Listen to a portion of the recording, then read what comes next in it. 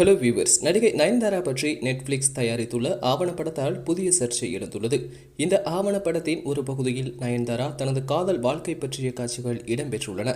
தனுஷ் தயாரிப்பில் விக்னேஷ் சிவன் இயக்கி நயன்தாரா நடித்த நானும் ரவுடிதான் படத்தின் போதுதான் இருவருக்கும் காதல் மலர்ந்தது.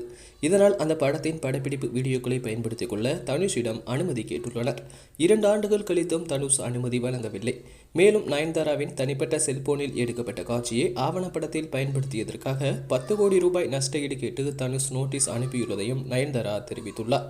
அடுத்தவர்களின் தனிப்பட்ட வாழ்க்கையில் உங்களின் இந்த முடிவு எங்கள் மீதான உங்கள் தனிப்பட்ட வெறுப்பை வெளிப்படுத்துவதற்காக மட்டுமே என்பதும், நீங்கள் வேண்டுமென்றே இவ்வளவு காலம் முடிவெடுக்காமல் இருப்பதும் வேதனை அளிக்கிறது.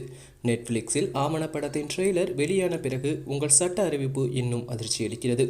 எங்களுடைய தனிப்பட்ட சாதனங்களில் எடுக்கப்பட்ட சில வீடியோக்களின் வெறும் 3 வினாடிகள் பயன்பாடு குறித்து நீங்கள் கேள்வி எழுப்பிய அந்த வரிகளை படித்ததும் நாங்கள் அதிர்ச்சியடைந்தோம். சமூக ஊடகங்களில் ஏற்கனவே அதிகம் பகிரப்பட்ட அந்த 3 வினாடிகள் ஓடக்கூடிய காட்சிகளுக்கு ரூபாய் 10 கோடி தொகையை இழப்பீடாக கூறியது அதிர்ச்சி அளிக்கிறது என நயன்தாரா மனவேதனையுடன் தனுஷை திட்டி தீர்த்து அறிக்கை வெளியிட்டது வைரலாகி வருகிறது.